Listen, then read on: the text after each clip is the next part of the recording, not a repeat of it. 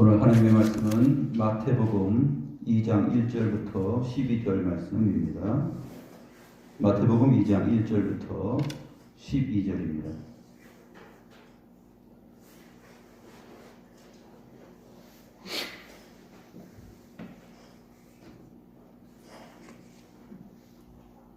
제가 하나님의 말씀을 받들어 읽겠습니다. 헤롯 왕 때에 예수께서 유대 베들레헴에서 나심에 동방으로부터 박사들이 예루살렘에 이르러 말하되 유대인의 왕으로 나신 이가 어디 계시냐? 우리가 동방에서 그의 별을 보고 그에게 경배하러 왔노라 하니 헤롯 왕과 온 예루살렘이 듣고 소동한지라. 왕이 모든 대제사장과 백성의 서기관들을 모아 그리스도가 어디서 나겠느냐 물으니 이르되 유대 베들레헴이오니 이는 선지자로 이렇게 기록된 바 또 유대 땅 베들레헴아 너는 유대 고을 중에서 가장 작지 아니하도다. 내게서 한 다스리는 자가 나와서 내 백성 이스라엘의 목자가 되리라 할씀이니이다. 이에 헤롯이 가만히 박사들을 불러 별이 나타난 때를 자세히 묻고 베들레헴으로 보내며 이르되 가서 아기에 대하여 자세히 알아보고 찾거든 내게 고하여 나도 가서 그에게 경배하게 하라. 박사들이 왕의 말을 듣고 갈새 동방에서 보던 그 별이 문득 앞서 인도하여 가다가 아기 있는 곳 위에 머물러 서 있는지라. 그들이 별을 보고 매우 크게 기뻐하더라. 집에 들어가 아기와 그의 어머니 마리아가 함께 있는 것을 보고 엎드려 아기께 경배하고 보배합을 열어 황금과 유향과 모략을 예물로 드리니라. 그들은 꿈에 헤롯에게로 돌아가지 말라 지시하심을 받아 다른 길로 고국에 돌아가니라.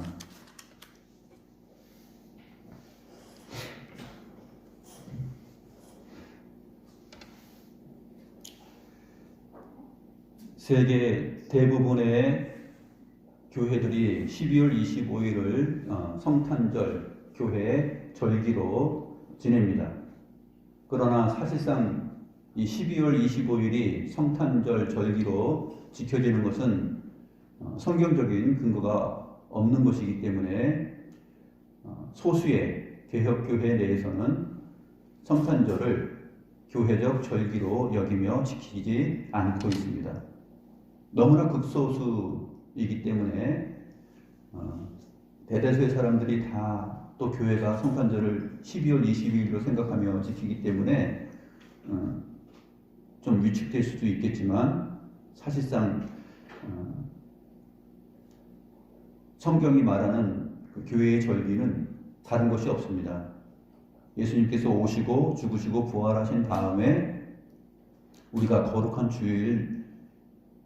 주일에 모여서 예배하는 것, 그 안에 예수 그리스도의 오심과 죽으심과 부활하심과 다시 오실 것, 이 모든 것이 다 함축되어서 그날 우리가 모이는 것이고 예배하는 것입니다.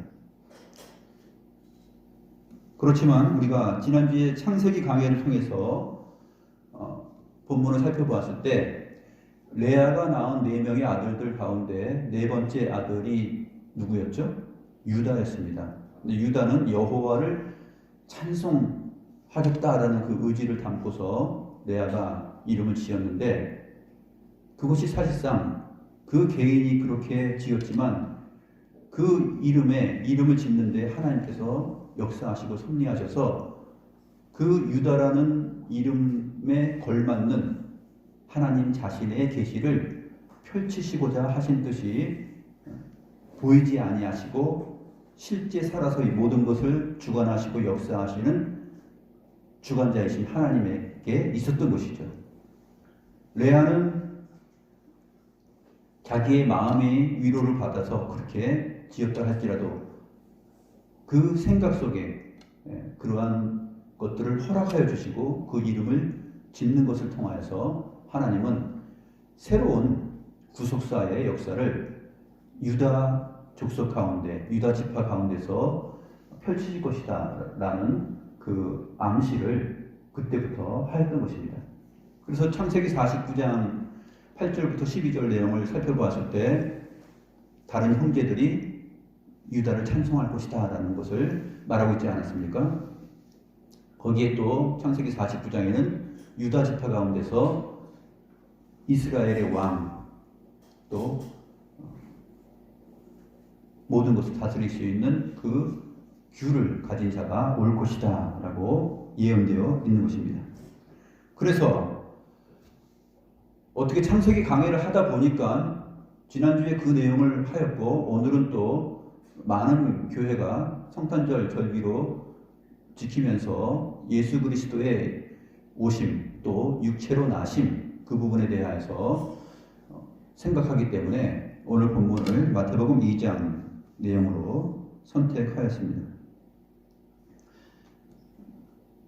저희 예배와 진행 또 강설 내용하고 좀 잘 우연히 맞았다고 생각하는데, 저는 우연이 아니고 하나님의 그냥 섭리라고 생각을 합니다.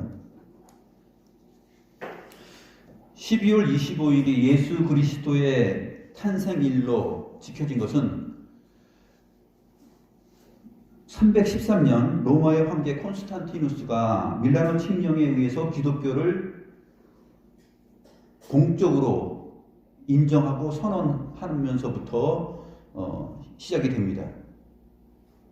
기독교를 국교로 공인한 이후에 354년경에 제35대 교황 율리오 1세가 자기의 교황의 권세를 가지고서 12월 25일을 성탄절이다, 예수님 나신 날이다 라고 정합니다.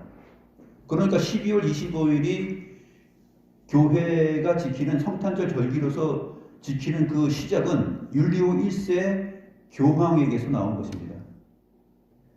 그러면 우리가 생각을 해봐야 되죠.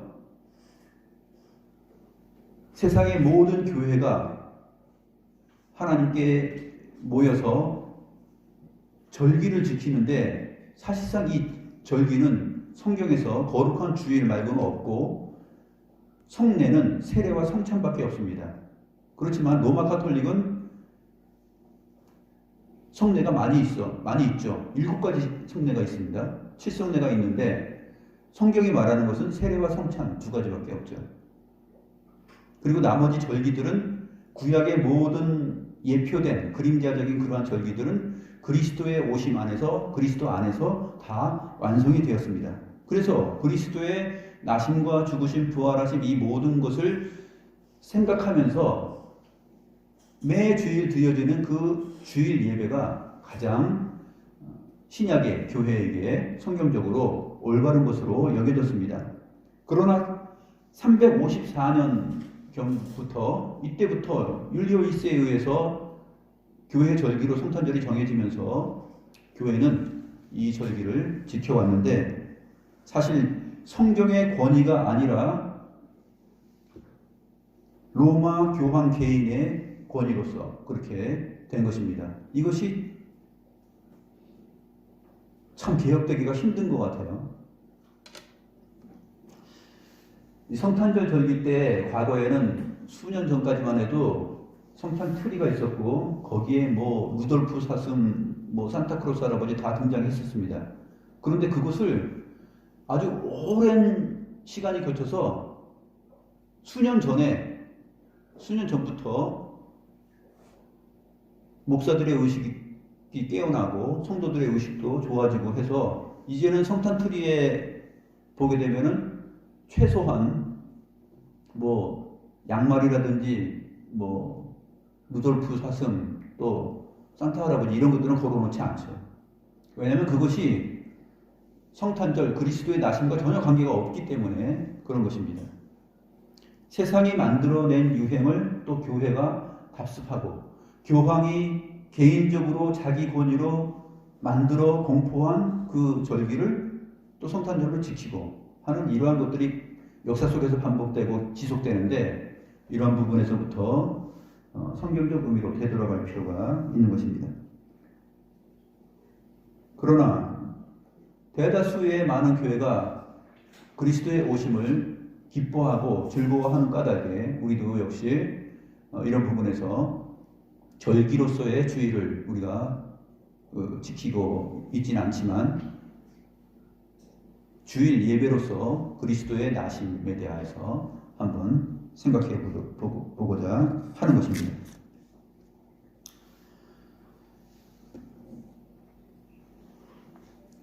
하나님의 위로와 크신 경륜으로 레아가 네 번째 아들을 유다라는 이름으로 짓고 찬송하다라는 의미를 부여하였습니다. 이 찬송의 의미가 이제 어떻게 울려 퍼지며 또 그리스도의 오심을 인하여서 여호와를 찬송하는 사람들의 무리와 여호와를 찬송하지 못하고 충격을 받고 소동하는 사람들의 무리로 나뉘어지는데, 여호와를 찬송하는 사람들과 찬송하지 못하고 소동하는 사람들, 이 두 무리들을 우리가 오늘 본문을 통해서 한번 살펴보겠습니다.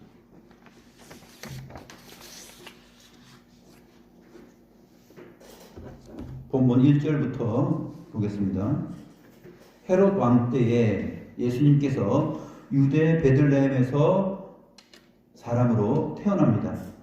1절에 언급된 헤롯 왕은 주전 37년부터 4년까지 이스라엘을 다스린 헤롯 대왕을 말합니다. 신약 성경에 헤롯이라는 이름이 여러 번 나오는데 사도행전까지 해서 계속 헤롯 왕이라는 이름이 나오는데, 그 헤롯 왕들이 그 문명마다 똑같은 왕이 아니라 다른 왕들을 보여주는 것입니다.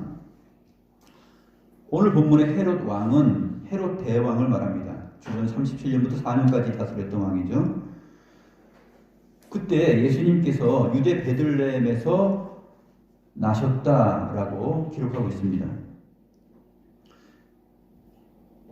그러면 이 헤롯 대왕 통치 기간 중 도대체 언제 나셨는가? 주전 37년에 나셨나? 그것이 아니죠. 그럼 언제 나셨나? 기원전 4년까지 통치를 하고 죽었으니까 그러면 4년 가까이에 나셨나? 네, 맞습니다. 그때쯤 예수님께서 유대 베들레헴에서 나셨습니다.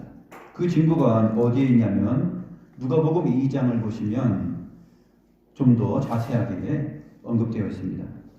누가복음 2장 1절부터 보면, 그때 가이사 아구스도가 영을 내려 천하로 다 호적하라 하였으니 이 호적은 두레뇨가 수리아 총독이 되었을 때에 처음 한 것이라. 가이사 아구스토가 로마의 왕으로서 통치를 하고 있었고, 자기의 왕적 권세로서 영을 내려서 이스라엘 땅 모든 곳에 살고 있는 사람들이 다 호적을 하라고 합니다. 그러니까 인원 파악을, 인구 파악을 하는 것이죠. 그래서 자기의 통치력을 제대로 과시하고 싶은 마음에 전부 다 호적하라고 합니다. 이 호적은 구레뇨라는 총독이 맡아서 하게 되었는데, 이 구레뇨 수리아 총독은 언제 총독으로 임명되냐면 BC 6년에 총독으로 임명이 됩니다. BC 6년에, 기원전 6년에 총독으로 임명이 돼요. 그때 이제 예수님께서 태어났다라는 기록을 누가복음에서 하고 있습니다. 모든 사람이 이제 호적하러 각각 고향으로 갑니다. 그래서 요셉과 마리아도 호적을 하러 자기 고향 유대 베들레헴으로 갑니다. 갔는데 누가복음 2장을 보니까 유대 베들레헴 다윗의 동네로 가서 약혼 자와 함께 이제 호적하러 가서 머무는데, 그때 이미 마리아는 잉태했었어요. 그리고 또 해산할 날이 다가왔습니다. 그래서 거기 있을 때 해산할 날이 차서 아들을 낳아서 강보로 싸서 구유에 뉘었다라고 기록되고 있습니다.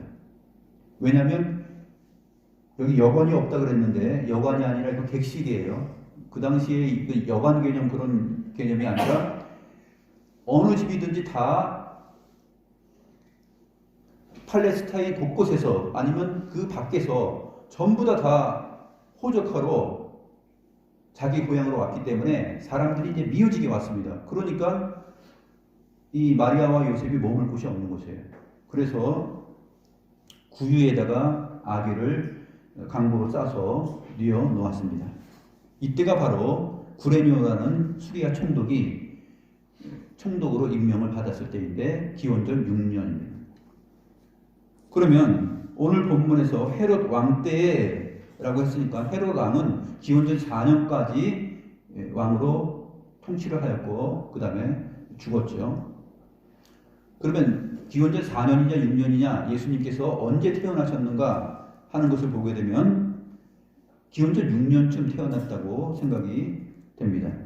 오늘 본문 뒤에 펼쳐지는 문맥을 보게 되면은 헤롯 왕이 이제 두려운 마음에 자기의 왕 자리가 빼앗길 것을 생각해서 이 유대인의 왕으로 나신 자가 있다라는 소식을 듣고 그 아기를 찾아내서 죽이려고 합니다. 그래서 헤롯이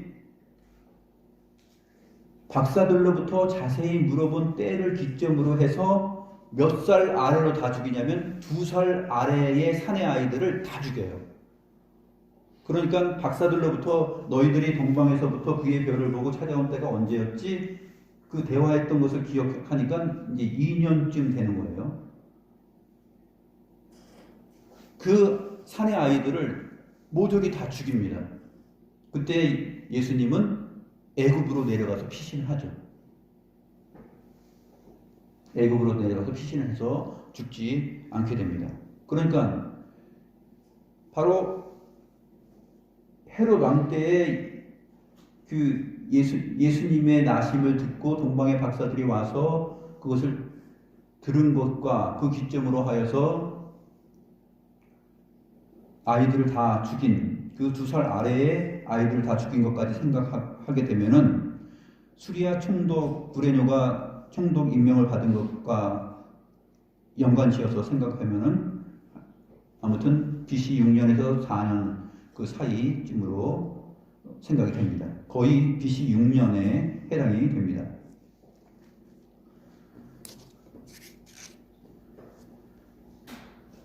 최근에 과학자들이 별의 흐름을 연구하는 그 프로그램을 통해서 예수님이 태어난 때가 언제인지를 추적한 것이 밝혀졌어요. 별을 연구하는 천문학자들이 개발한 프로그램이 있는데 그 프로그램을 돌리면 쫙 천체의 별들이 다 돌아가면서 그것이 과거에 별들의 움직임이 어떻게 움직였는지가 다 나타납니다.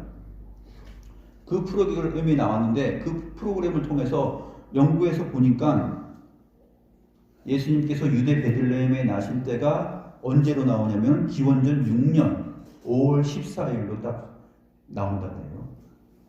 근데 이 사람들이 그 발견한 것은 뭐냐면 800 몇십 년마다 지상의 왕의 나심을 보이는 그 특별한 별들의 움직임이 있는데 그 특별한 별들의 움직임이 BC 7년에 시작되었고 그것을 추적해서 가다 보니까 그 위치와 지적이 그것이 딱 그 움직임이 멈춘 때가 BC 6년 5월 14일 베들레헴 유대 땅 그 지역에서 멈추는 그런 것이 발견됐다고 해요. 이것은 이제 참조 과학자들이 이것을 그 과학적 증거로 내놓은 것이에요. 아무튼 어쨌든 성경적인 역사적 근거로 봤을 때도 예수님께서 태어나신 때는 BC 6년 그리고 겨울철 12월 25일이 아니라 왜냐하면 누가복음 2장에 보게 되면 목자들이 바깥에서 양들을 지키고 있다가 예수님께서 베들레헴에 나셨다라는 소식을 천사들로부터 듣고 빨리 달려가서 그 구유에 누인 그 강보에 쌓인 그 징표를 보게 됩니다. 그러니까 12월 25일은 아니다라는 객관적인 생각이 들 수 있는 것이죠. 아무튼 우리는 이 천문학자들, 지금 과학자들이 이 프로그램을 통해서 천체를 돌려서 추적해서 나온 이 데이터, 이 증거, 그것을 믿는다기보다는 성경에 기록되어 있는 이 역사가 사실인 것으로 보고 그것을 또 뒷받침해주는 과학적 증거 자료가 이렇게 나왔을 때는 좀 더 어떤 면에서 힘을 얻을 수 있다 하겠습니다. 이 헤롯 대왕은 굉장히 잔인한 사람인데 합법적으로 왕이 된 사람이 아니에요. 로마의 그 지배 아래에 있었던 터라 그 로마의 권세를 등에 업고 합법적이지 않게 유대인의 왕으로 등극한 사람이에요. 유대인의 왕이 되려면 진짜 유대인이어야 되는데 우리가 잘 알다시피 구약의 유다 백성들이 바벨론 포로로 다 잡혀갑니다. 그리고 그 예루살렘과 유대 지역이 다 텅 비게 되죠. 그 빈 자리를 저 사해 남쪽 그쪽 끝에 있었던 에돔 지역 이두메인데 이두메 지역 그 에돔 지역에 있는 사람들이 올라와서 자기들이 유대인들과 합하여서 사는 그 역사적인 배경들이 있습니다. 이 헤롯 대왕이 어디 사람이냐면 이두메 사람이에요. 이두메 사람인데 이 이두메 사람은 에돔 족속 사람이에요. 그러니까 에돔 족속이면서 자기가 유대인의 왕이 된 거예요. 그러니까 사실 합법적이지 않죠. 명함을 내세우기가 좀 힘듭니다. 어쨌든 그가 왕이 되어서 다스리는 동안에 그 인격과 성격이 아주 잔인한 사람이라 또 자기가 그 자격지심이 있었는지 어땠는지 몰라도 자기의 왕위를 굳건하게 지키기 위해서 친척들을 다 죽입니다. 조금만 이상해 보이면 죽여요. 자기 아내도 죽이고요. 친척들도 죽이고 자기 아들들도 죽였어요. 나중에 이 헤롯 대왕이 죽기 전에도 병들어서 심한 고통을 받고 죽기 직전에도 자기 아들을 또 한 번 죽이게 됩니다. 엄청난 사람이죠. 그 헤롯 왕 때에 예수께서 유대 베들레헴에서 나셨습니다. 이때 동방으로부터 박사들이 예루살렘에 이르게 됩니다. 예수님께서 나신 다음에 이제 예루살렘에 도착했어요. 나시기 전에 동방에서 그의 별을 보고 온 것이죠. 그래서 유대인의 왕으로 나신 이가 어디 계시냐? 우리가 동방에서 그의 별을 보고 그에게 경배하러 왔노라 라고 말합니다.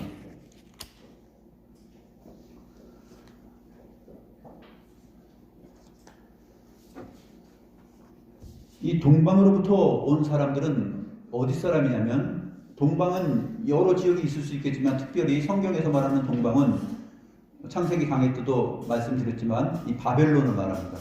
바벨론으로부터 온 것이에요.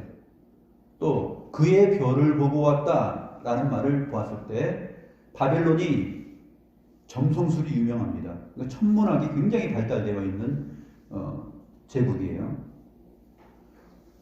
거기에 바벨론이 세상을 통치하고 또 이스라엘을 다 포로로 잡아가고 유대인들 다 포로로 잡아갔을 때 유대의 엘리트들을 다 잡아갔습니다. 그때 사로잡혀 갔던 사람들이 다니엘과 세 친구들이 대표적이죠. 이 다니엘과 세 친구들은 굉장히 똑똑하고 총명한 사람들인데 거기에서 그 바벨론의 모든 학문들을 금방 습득합니다. 다른 아이들 10년 걸릴 거면 이 다니엘과 세 친구들은 한 2년이면 다 습득하는 거예요. 그렇게 하나님께서 지혜와 총명을 주셔서 하나님이 함께한 사람인데 하나님의 영이 함께한 사람들이죠. 애굽의 모든 학문을 다 익힙니다. 그때 이러한 유대인 출신들이 다 바벨론의 천문학 이런 것들도 다 습득하고 배웠을 것으로 보입니다. 근데 이 동방으로부터 온 박사들이 유대인의 왕으로 나신 이가 어디 계시냐? 우리가 동방에서 그의 별을 보고 경배하러 왔다. 그에게 경배하러 왔다. 라고 말하니까 헤롯이 크게 당황하고 놀라는 것이죠. 이 헤롯 대왕이 이두메, 즉 에돔 족속이라는 것을 생각해 보면 우리가 창세기 강해를 볼 때 무엇을 떠올릴 수 있죠? 야곱과 에서를 떠올리게 됩니다. 야곱과 에서를 떠올리게 되고 에서가 야곱을 향하여서 그 미워하는 마음과 분노가 있었죠. 그래서 에돔 족속이 야곱이 이스라엘로 바뀌고 그 이스라엘에 대하여서 항상 그 한을 품고 살아갔다라고 성경이 표현하고 있지 않습니까? 항상 에돔 족속의 마음에는 이스라엘을 향한 한과 분노가 맺혀 있어요.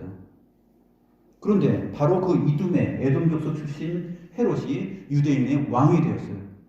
그런데 나 말고 유대인의 왕으로 나신 이가 있다고 이 얘기를 들으니까 굉장히 당황한 것입니다. 그래서 여기 오늘 본문은 이스라엘의 왕이요 목자로 나신 예수님, 즉 하나님의 언약 가운데 나신 이스라엘의 왕, 또 나중에 밝히지만 예수님께서 십자가에서 죽으셨을 때 그 십자가 위에 뭐라고 써 있습니까? 유대인의 왕이라고 썼죠. 이 유대인의 왕 두 사람이 지금 다투고 있는 것이 보입니다. 앞에서 그 창조과학자들, 천문학자들이 그 프로그램을 돌려서 별을 역사적으로 추적해서 쫙 갔을 때 어떤 현상이 있었냐 그러면은 얘기를 들으니까 목성이 있는데, 목성과 토성이 있는데, 목성이 별로 치면은 이제 목성이 이제 주피터인데, 이 주피터는 헬라 신화에서도 그렇고 이게 왕을 상징하는 별이에요. 근데 목성과 토성인데 토성은 이제 나쁜 왕이에요.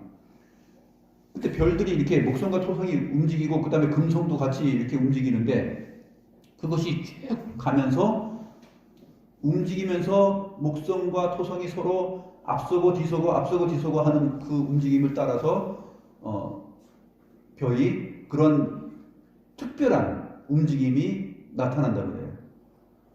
근데 그것을 추적해서 가니까 이제 BC 7년에 시작되었고 BC 6년 베들레헴 지역에서 딱 그것이 서서 그 움직임이 끝났다. 그때가 언제냐? BC 6년 5월 14일이다. 베들레헴에서 구주가 나셨다라는 것을 과학적으로 증명해낼 수 있다라고 이제 본 거예요. 근데 성경의 역사적인 사실과 이제 어느 정도 일치하기 때문에 좀 힘을 얻죠. 그래서 이 헤롯 대왕이 에서의 후손이잖아요. 에서가 분노하고 한을 품고 야곱에 대하여서 가졌던 그 마음이 지금 헤롯 왕이 유대인의 왕으로 나시는 그 예수님을 죽이려고 하는 그 분노와 그 한이 그대로 연속선상으로 이어지는 측면을 우리가 본문을 통해서 보게 됩니다. 그러한 사실이 있는 것이에요. 이제 이 헤롯 이후로는 이제 이스라엘 땅이 3명의 분봉 왕으로 인해서 나뉘어져서 이제 그 관할되고 통치됩니다. 우리가 잘 아는 그 다음에 이제 헤롯 아켈라오, 헤롯 필립, 그 다음에 헤롯 안티파스 이런 식으로 3명의 분봉 왕들이 사복음서 시대에 나누어져서 이스라엘을 각각 나눠서 통치를 하게 됩니다. 그러면 이 동방에서부터 온 이 박사들은 도대체 어떤 사람들이냐 하면은 별을 연구하는 천문학자들이에요. 그러니까 그의 별을 보고 찾아왔다라고 하지 않습니까? 이 그의 별은 도대체 누구인가? 그 동방에서 그의 별을 보고 찾아왔는데 유대인의 왕으로 나신 이가 있는데 그 유대인의 왕으로 나실 이의 별이 있다라는 것이에요. 도대체 그 별은 어디에 근거해서 그의 별이 있다는 말이에요. 그래서 이 동방 박사들이 말하는 내용은 동방에서 그의 별을 보고 왔다라고 되어 있는데 이게 정확히 하면은 그의 그 별이에요. 아주 강조되어 있어요. 그의 그 별. 우리가 동방에서 그의 그 별을 보고 찾아왔고 그에게 경배하러 왔다라고 말합니다. 이 사람들은 도대체 어떤 내용에 근거해서 이렇게 찾아왔을까요? 이 확신은 도대체 어디서 온 것일까요? 성경에 정확하게 언급되어 있지는 않지만 다니엘이 포로로 잡혀간 이후에 다니엘이 그 바벨론 지역에 많은 박사와 그 학자들이 있었지만 그 중에 최고의 지휘권을 갖게 됩니다. 그래서 모든 박사들을 다 통솔하는 그러한 위치에 다니엘이 서게 되죠. 근데 유대인들 청년들이 그때는 굉장히 여호와의 영으로 충만하여져서 바벨론 제국에서 아주 각광을 받고 신뢰를 얻는 상황이었습니다. 그 전통이 이제 이어지는 것인데 바벨론 포로 이후에 70년이 차서 유대인들이 다 이제 예루살렘으로 돌아갑니다. 그렇죠? 바벨론에서 예루살렘으로 돌아가죠. 그런데 다 돌아간 것이 아니에요. 거기서 남아서 사는 사람들이 있어요. 이 박사들은 도대체 누군가 생각해 볼 때 아마도 어쩌면 계속해서 남아서 그 바벨론 지역에서 살아가고 있었던 유대인들 가운데 한 사람들이 아닌가 하는 생각을 할 수 있습니다. 예상할 수 있는 것이죠. 그래서 이들이 그러면 도대체 그의 그 별에 대한 정보는 어떻게 알고 있습니까? 구약 성경에 뭐가 나와야 되는데 구약 성경에 이제 한 군데 나옵니다. 민수기서죠. 민수기 24장 17절에 보게 되면 야곱에게서 나오는 한 별에 대한 예언이 나옵니다.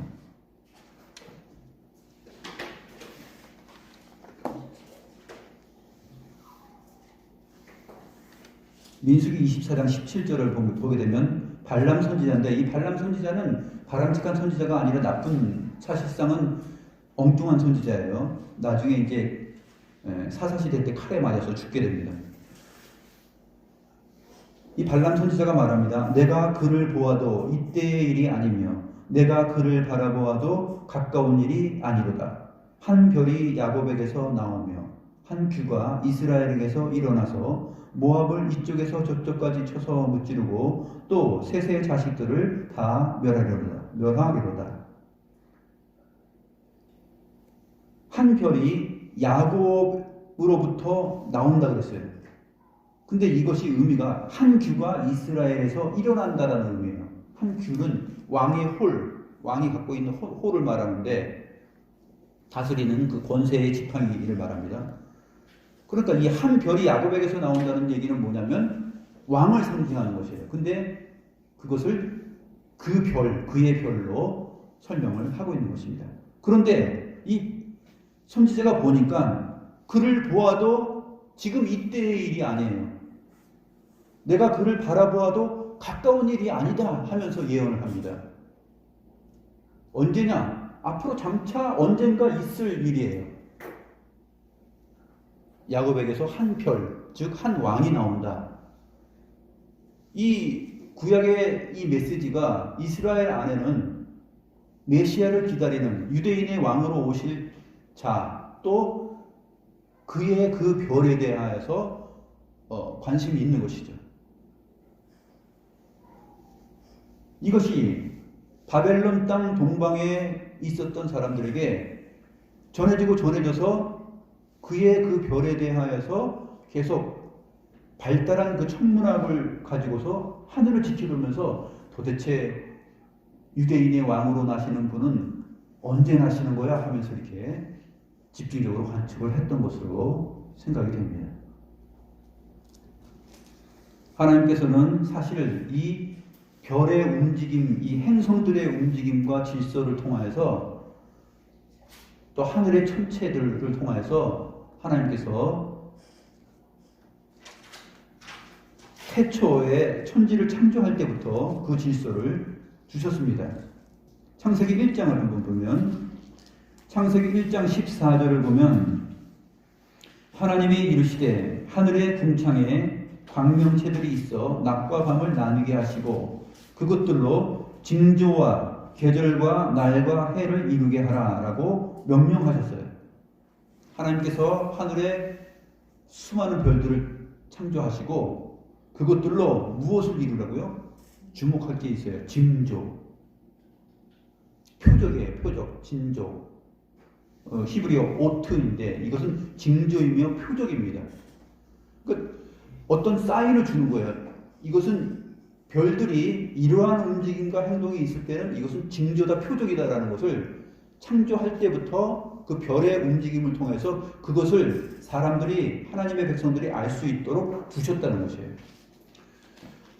근데 아담의 타락 이후로 사람들이 이제 하나님을 떠나게 되고 하나님을 아는 지식이 거의 없어지고, 그럼에도 불구하고 하나님께서 주신 그 인간의 지각과 지성과 이성을 가지고서 하늘의 별을 보면서 관측하고 달과 절기를 정하고 달력을 만들고 그러면서 관측하여서 그 징조를 보게 됩니다. 하나님을 알지 않는 사람들은 자기들의 지식으로만 된 것이라고 생각하지만 그것은 하나님의 특별한 섭리로서 그렇게 세상의 모든 학문과 과학이 발전할 수 있고 그것들을 통해서 하나님께서 하나님의 때에 오늘 본문과 같은 것을 드러내시고 나타내시기 위한 것이 섭리로서 있었던 것이라 생각을 할 수 있는 것이죠. 그래서 하나님은 처음에 하늘의 별들을 창조하셨을 때부터 이 징조, 표적에 대하여서 별들이 나타날 것이다 라고 설명을 하였습니다. 그것을 이어서 민수기 24장 17절에서 이제 하나님은 다시 발람 선지자의 입을 열어서 야곱에게서 나오는 한 별, 그 왕의 출현에 대하여서 얘기한 것입니다. 지금 이때가 아니라 언제인지 모르지만 앞으로 장차 그 야곱으로부터 나오는 한 별, 그 한 왕, 이스라엘의 왕이 나올 것이다 하는 그 예언이 있었던 것이죠. 이제 다시 본문으로 돌아가서 그 얘기를 이 동방으로부터 온 박사들이 지금 하고 있는 것이에요. 동방에서 그의 그 별을 보고 그에게 경배하러 왔노라. 이렇게 하니까 헤롯 왕이 아이고 감사합니다, 좋은 소식 주셨네요 하면서 감사했을까요? 아니죠. 여기에 에서의 한과 분노가 이둠의 출신, 에돔 족속 출신 이 헤롯 대왕에게 일어납니다. 헤롯 왕과 온 예루살렘이 듣고 소동한지라, 막 소동했어요. 이 마음속에 막 쿵쾅쿵쾅쿵쾅 엄청난 긴장이 막 피어오릅니다.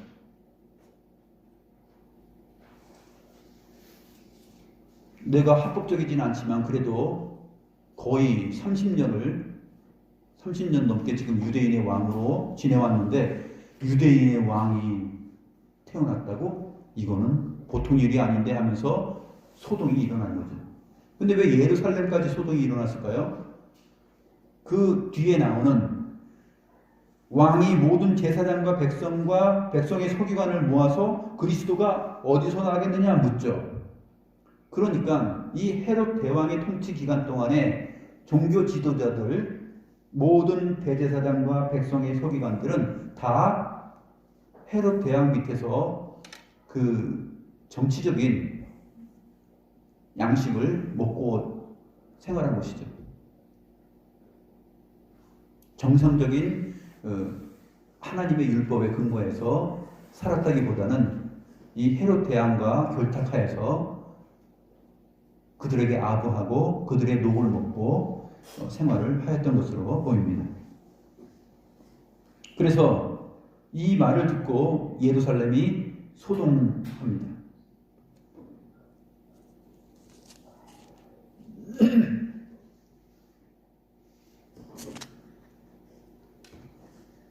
이 동방박사들이 그의 별을 보고 그에게 경배하러 왔다고 하는데, 이사야서에 보게 되면 이사야 선지자가 바벨론이 받을 그 심판을 묘사하는 내용 가운데 그 바벨론 제국의 천문학이 굉장히 발전하였음을 보여주는 내용이 있습니다. 이사야서 47장 13절을 보면 하늘을 살피는 자와 별을 보는 자와 초하룻 날에 예고하는 자들에게 일어나 내게 임할 그 일에서 너를 구원하게 하여 보라.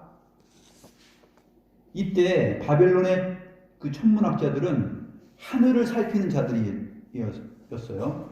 이 박사들이 하늘을 살피고 별을 보는 자들이에요. 그래서 초하룻 날에 예고해서 이게 무슨 일이 일어나니까 이것을 위험해, 이 날은 위험하다, 이 날은 소망이 있다 하면서 다 점을 칩니다. 하나님께서 이제 바벨론을 심판하실 건데 너희들이 그 천문학적 지식을 가지고 하늘을 살피고 별을 봐서 내가 너희에게 심판을 내려서 바벨론을 멸망시킬 것인데 너희에게 임할 그 일에서 너희를 구원할 수 있는 방법이 무엇인지 한번 연구해 봐라, 그 얘기예요. 이게 이사야서 47장 13절에 이사야 선지자를 통하여서 주어진 하나님의 메시지입니다. 너희들이 그렇게 천문하게 밝어 하늘을 살펴 또 별을 보고 관측해? 그럼 그 지식으로 한번 내가 너희를 향하여서 진노하고 심판하는 이 멸망을 너희들이 어떻게 피할 수 있는 것인지 한번 연구해봐. 답을 내놔봐. 그렇게 하는 거예요. 못한다는 것입니다. 이 내용이 이제 바로 동방에서 온 박사들이 그의 별을 보고 찾아왔다라는 것에 대한 그 천문학적 지식을 가진 박사들이었다라는 것을 우리가 알 수 있는 것이죠.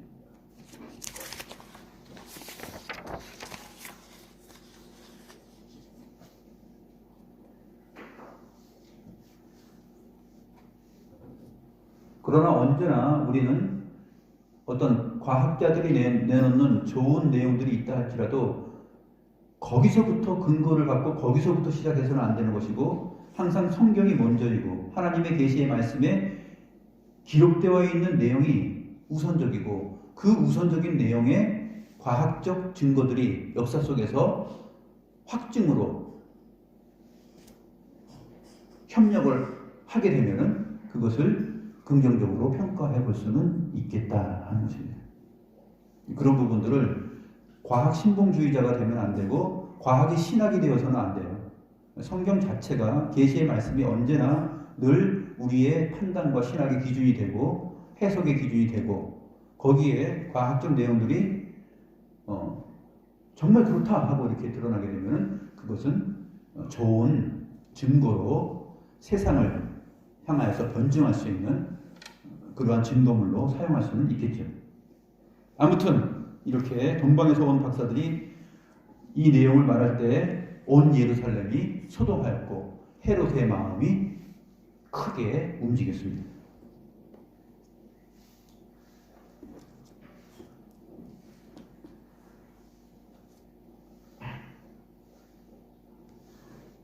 헤롯 왕이 모든 제사장과 백성의 서기관을 모아서 그리스도가 어디서 나겠느냐? 그러니까 이 대제사장과 서기관들이 잘 알고 있어요. 유대 베들레헴입니다. 그렇게 말을 하죠. 왜 그러냐면 선지자가 그렇게 말을 했어요 라고 하면서 미가서 5장 2절의 말씀을 근거로 댑니다. 오늘 본문 6절을 보면 또 유대 땅 베들레헴아 너는 유대 고을 중에서 가장 작지 아니하도다. 내게서 한 다스리는 자가 나와서 내 백성 이스라엘의 목자가 되리라. 이렇게 말씀하셨어요. 이것이 증거입니다. 그러니까 헤롯이 그래 박사들을 다 불러라 해가지고 박사들을 부릅니다. 그럼 너희들이 동방에서 별을 보고 찾아왔다 그랬는데 그 별을 본 때가 언제인지 나에게 말을 해라 하고 자세히 묻습니다. 그러니까 바벨론에서 예루살렘까지 오는 거리는 그 당시의 무역로 길을 재면은 1288km라고 해요. 1288km. 그러면 하루에 8시간 걷는다 그래도 8시간 걷게 되면 1시간에 4km 정도 걸으니까 48에 32km를 하루에 걷는다 그래도 40일이 넘게 걸려요. 40일 이상을 계속 걸어가야 바벨론에서 예루살렘까지 도착합니다. 그런데 이 동방 박사들이 3명은 아니에요. 이게 유대인의 왕으로 나신 이에게 가서 경배하는 이 동방 바벨론 이 동방 지역에 사실상은 사절단이 가는 거죠.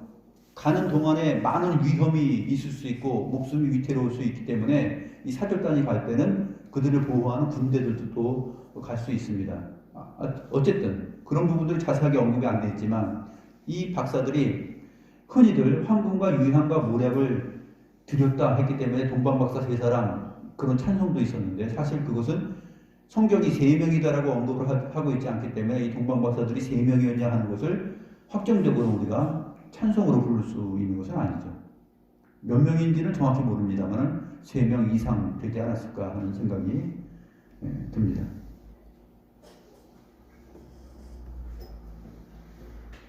그래서 이 박사들을 다 불러서 별이 나타난 때를 자세히 묻고 베들레헴으로 보냅니다. 야, 이제 너희들 베들레헴으로 가봐. 그리고 가서 아기에 대하여 자세히 알아보고 찾거든 나에게 고하여 나도 가서 그에게 경배하게 하라 라고 말합니다. 이 헤롯의 이 말이 진짜일까요? 아니죠. 찾아서 나에게 말하면 내가 가서 그 아기를 죽일 거야. 그 얘기예요. 정확히 말하면 그 얘기입니다. 그런데 나도 가서 그에게 경배하게 하라 라고 말합니다. 박사들이 이제 왕의 말을 듣고 갔습니다. 그런데 동방에서 보던 그 별이 문득 앞서서 인도하여 가다가 아기가 있는 곳에 위에 머물러 서 있습니다. 근데 이게 목성과 토성의 움직임 그 별의 천문학에서 발견될 수 있는 그 별 목성인지 어떤 별인지는 우린 정확히 모르지만 하나님께서 그 동방 박사들이 깨달을 수 있는 지혜를 주셨고 그것을 추적해서 지금 가고 있는 것은 분명한 사실이에요. 그래서 그 별이 문득 앞서 인도하여 가다가 아기 있는 곳에서 멈춰 섰습니다.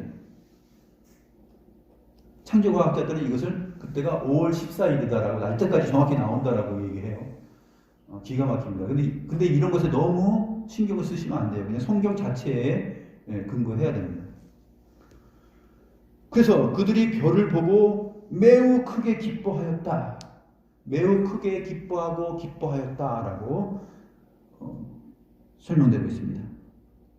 이제 박사들이 기뻐하면서 그 집에 들어가서 아기와 그의 어머니 마리아가 함께 있는 것을 보고 엎드려서 아기께 경배하고 보배압을 열어서 황금과 유향과 모략을 예물로 드립니다. 그리고 나서 헤롯에게 가야 되잖아요. 가려고 하는데 꿈에 하나님께서 헤롯에게로 돌아가지 말라라고 지시하십니다. 그래서 헤롯에게로 돌아가지 않고 다른 길로 자기가 왔던 고국으로 돌아갑니다. 이게 오늘 본문의 내용이죠. 예루살렘이 크게 소동하고 이 헤롯 왕의 마음이 소동했던 것은 나중에 진짜 예수님께서 마태복음 21장에 가면 어떤 일이 있냐면 예수님께서 나귀를 타시고 예루살렘 성에 왕으로 유대인의 왕으로 입성합니다. 그때 아이들과 사람들이 호산나 호산나 다윗의 자손으로 오시는 이여 여호와의 이름으로 오시는 이여 하면서 찬송을 해요. 그게 마태복음 21장에 나옵니다. 그때 예루살렘 성의 사람들이 말합니다. 이는 누구냐라고 하며 크게 소동하였다라고 기록하고 있습니다. 예루살렘은 계속 소동합니다. 예수님 때문에. 헤롯 왕 때도 소동하였고 헤롯이 죽은 이후에도 예수님께서 공생의 3년을 마치고 예루살렘 성에 이제 십자가 사건을 앞두고 유대인의 왕으로 딱 올라가실 때 그때 하나님의 뜻을 알고 그가 바로 야곱에게서 나온 한 별이요 이스라엘의 왕, 유대인의 왕이라는 것을 아는 사람들은 믿음으로 다 호산나 호산나 다윗의 자손으로 오시는 이여 하면서 여호와의 이름으로 오시는 이여 하면서 다 찬송을 하죠. 그러나 예루살렘은 소동하였다라고 기록하고 있습니다.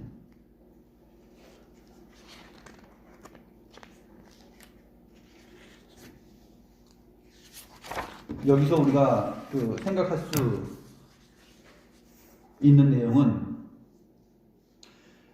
예수 그리스도의 오심을 기다리면서 또 그것을 발견하고 또 맞이하면서 기뻐하며 찬송하는 무리들이 있고, 또 반대로 그 예수 그리스도의 오심을 통하여서 소동하고 당황하는 사람들이 있다는 것을 우리가 생각을 해봐야 됩니다. 우리는 다 어떤 사람들이죠? 예수 그리스도의 다시 오심을 이제 우리가 기다리는 사람들이에요. 마치 동방박사들이 별을 관측하면서 유대인의 왕으로 오시는 분이 누구야 하면서 계속 기다렸던 것처럼 우리는 주님께서 다시 오실 것이라고 했습니다. 다시 오셔서 세상을 심판하고 새 하늘과 새 땅을 우리에게 주시면서 영원한 왕으로서 우리에게 구원을, 하나님의 나라를 완성하실 것이다라고 하셨어요. 그 다시 오실 주님은 언제 오는 것이야 하면서 우리는 성경에 기록된 내용에 근거하여서 기다립니다. 그때 우리가 주님을 맞이하게 되면 바로 찬송을 할 수 있어요. 그런데 그때 그 믿음과 그 내용을 따라서 살지 않은 사람들은 크게 당황하고 소동할 것입니다. 우리는 이 예수 그리스도의 육체로 나신 때를 근거하여서 두 부류들을 보게 되는 것이죠. 하나님을 찬송하는 사람들과 하나님으로 인하여서 소동하는 사람들. 그것은 2000년 전에 있었던 역사적 사건일 뿐만 아니라 앞으로 우리 주님께서 다시 왕으로 오실 때, 그때에도, 마지막 때에도 그 찬송하는 사람들과 소동하는 사람들은 나뉘어져서 있을 것입니다. 그것을 우리가 생각을 해야 되는 것이에요. 누가복음에는 그래서 누가복음 2장을 보게 되면 찬송하는 사람들이 언급이 되는데, 누가복음 2장 25절을 보게 되면은 시므온이라는 사람이 있어요. 예루살렘에 시므온이라 하는 사람이 있으니 이 사람은 의롭고 경건하여 이스라엘의 위로를 기다리는 자라. 성령이 그 위에 계시더라. 그가 주의 그리스도를 보기 전에는 죽지 아니하리라 하는 성령의 지시를 받았더니 성령의 감동으로 성전에 들어가매 마침 부모가 율법의 관례대로 행하고자 하여 그 아기 예수를 데리고 오는지라. 시므온이 아기를 안고 하나님을 찬송하여 이르되 주제여 이제는 말씀하신 대로 종을 평안히 놓아 주시는도다. 내 눈이 주의 구원을 보았사오니 이는 만민 앞에 예비하신 것이요 이방을 비추는 빛이요 주의 백성 이스라엘의 영광이니이다. 라고 시므온이 예루살렘에서 그 오실 주님, 그 참된 위로이신 이스라엘의 왕, 유대인의 왕을 맞이하고 위로를 얻습니다. 그리고 찬송을 합니다. 시몬이 아기를 안고 하나님을 찬송합니다. 이 찬송이 바로 유다예요. 유다. 레아가 네 번째 낳은 아들 여호와를 찬송할 것이다 했을 때의 이 찬송 유다예요. 예후다. 왜 유다 지파, 이 유다라는 이름을 통해서 하나님께서 계시를 펼치시고 창세기 49장 8절부터 12절까지 그 유다 지파에서 그 형제들이, 그의 형제들이 찬송할 수 있는 그 왕이 올 것을 예언했겠어요? 그래서 결국 예수님 때에 와서 바로 그 유다의 형제들, 이 시므온과 같은 사람들이 예루살렘에서 그 위로를 기다리다가 찬송을 하는 것이에요. 그 오신 주님을 안고 하나님을 찬송하였다라고 말하고 있습니다. 이것이 바로 그 형제들이 찬송할 것이다라는 거예요. 오늘 저와 여러분도 해당이 됩니다. 주님께서 다시 오실 때 이제 우리는 그의 형제들이 되어서 주님을 찬송하는 사람이 될 것입니다. 2000년 전에 동방에서 그 1288km라는 먼 거리를 그의 별을 보고서 확신을 가지고 예루살렘까지 찾아와서 그 아기를 보고 여호와를 찬송했던 사람, 그 동방의 박사들이 바로 창세기 49장에 나오는 그 유다의 형제들이에요.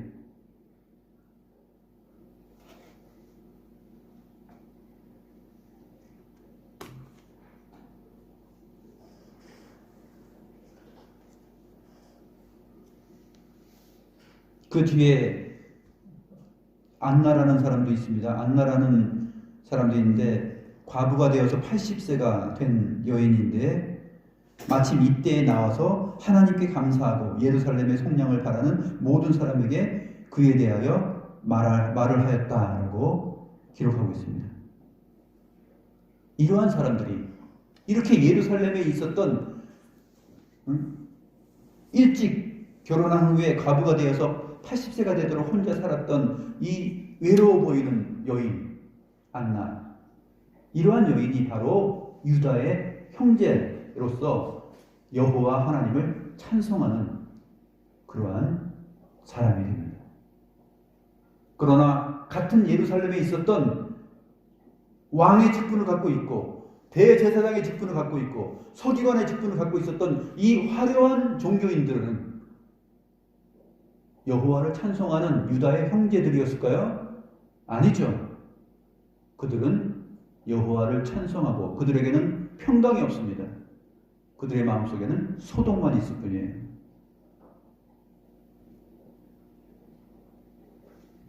하나님이 기뻐하시는 자들은 찬송을 하게 되었습니다.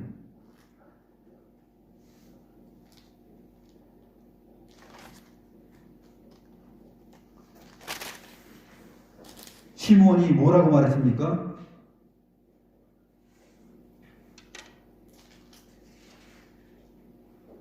그 예수님을 향하여서 만민 앞에 예비하신 것이요 이방을 비추는 빛이요 주의 백성 이스라엘의 영광이다 라고 말했습니다.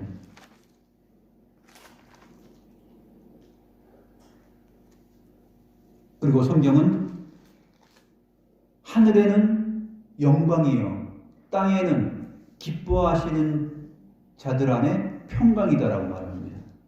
하늘에는 영광이고 땅에서는 기뻐하시는 자들에게 평강이 있다 그랬습니다. 하나님께서 기뻐하시는 자들은 시므온, 안나 이런 사람들이죠. 목자들, 그렇죠? 양을 지키고 있었던 그 목자들, 그러한 사람들은 다 하나님이 기뻐하시는 자들이에요. 종교적으로 어떤 강투도 없어요. 왕도 아니고 제사장들도 아니고 서기관도 아니에요. 근데 이 사람들이 다 예루살렘에서 유다의 형제들로 나타나며 땅에서 하나님이 기뻐하시는 자들로서 평강을 얻게 됩니다. 그들에게는 소동하는 마음이 없어요. 저와 여러분도 주님 오실 때까지 아마 목자들처럼 살아가는 삶일 것입니다. 하찮게 보이겠죠.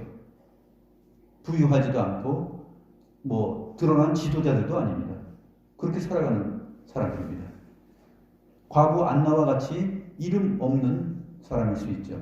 그러나 그러한 사람들이 성경에 기록되어서 땅에서는 기뻐하심을 입은 자들에게 평강이로다 하는 그 찬사를 받게 되는 것입니다.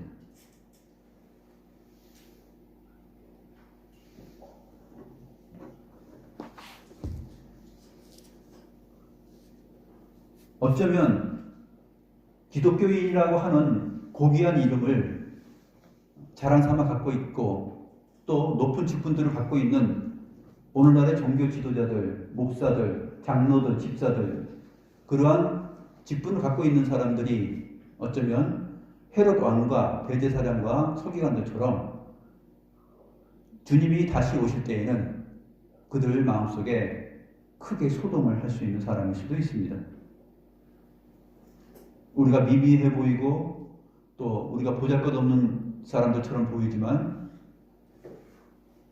우리에게 하나님의 은혜가 있다면 하나님이 말씀하신 것을 기억하고 주께서 원하시는 삶이 무엇인지를 바라보면서 하루하루를 살고 주님 오실 때까지 우리가 그 신앙을 유지하면서 꿋꿋하게 살아갈 때 우리에게는 소동 대신에 평강이 있을 것이고 우리는 다시 오실 주님을 찬송할 수 있는 그 유다의 진정한 형제들이 될 것입니다. 기도하겠습니다.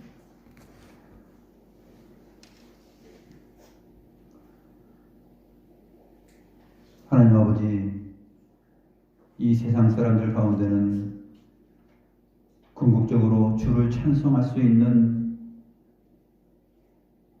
사람들,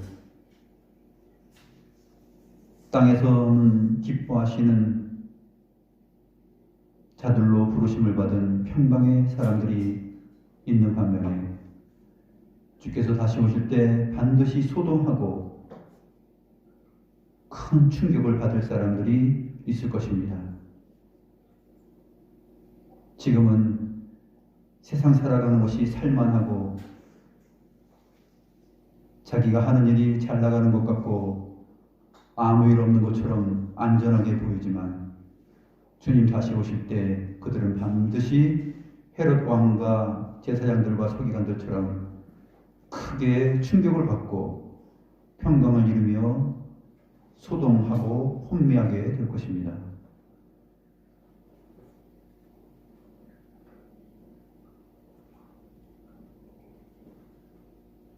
주님을 믿는 소중한 이 믿음과 신앙을 끝까지 견지할 수 있고 가지고 갈 수 있도록 주님께서 저희를 지켜주시고 동방의 박사들처럼 주의 말씀에 근거하여서 주님 다시 오실 그 징조와 그 내용들에 대하여서 관심 갖게 해주시고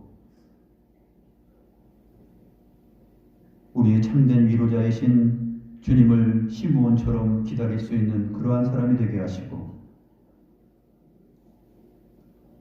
모든 것을 잃은 과부 안나처럼 아무것도 없는 것 가운데 모든 것을 바라고 가진 자가 되어서 마침내는 영광의 찬송을 부르고 마음에 영원한 평강을 얻을 수 있는 그러한 안나와 같은 존재들이 될 수 있도록 저희들을 보살펴 주시고 저희들과 함께 해주시고 은혜를 주시옵소서. 주의 말씀으로 오늘 우리에게 참된 위로와 소망을 갖게 하시는 하나님께 감사함을 드리며 살아계신 우리 구주 예수 그리스도 참된 이스라엘 왕이신 주님의 이름으로 기도드리옵나이다. 아멘.